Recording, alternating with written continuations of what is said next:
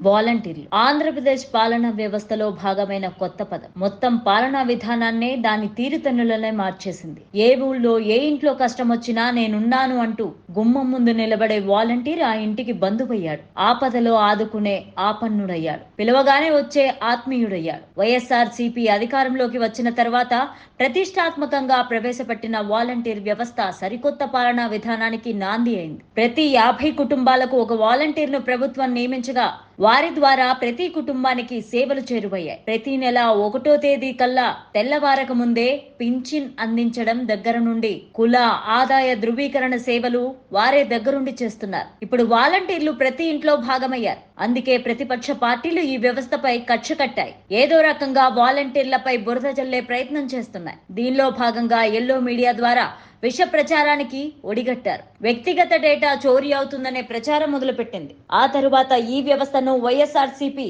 Sleeper cells గా అభివర్ణించింది. జరిగిన దోపిడీ మోసాల నుంచి వాలంటీర్ వ్యవస్థ విముక్తి కలిగించింది. ప్రజలకు ఇంటి వద్దనే అన్ని రకాల సేవలు అందుతున్నాయి. రూపాయి లంచం లేకుండా డీబీటీ ద్వారా పనులు పూర్తవుతున్నాయి. నిజమైన లబ్ధిదారులు గుర్తించడంలో పని సులభమైంది. అయితే ఎలా అయినా ఈ వ్యవస్థను నిర్మూలించాలని టీడీపీ కూటమి విశ్వ ప్రయత్నం చేస్తోంది. తాము అధికారంలోకి వస్తే వాలంటీర్ వ్యవస్థను రద్దు చేస్తామని ప్రకటనలు చేసింది. ఎన్నికలు సమీపిస్తున్న తరుణంలో నక్క చిత్తుల మాటలు చెప్పి అధికారం కోసం తహతహలాడుతోంది కూటమి.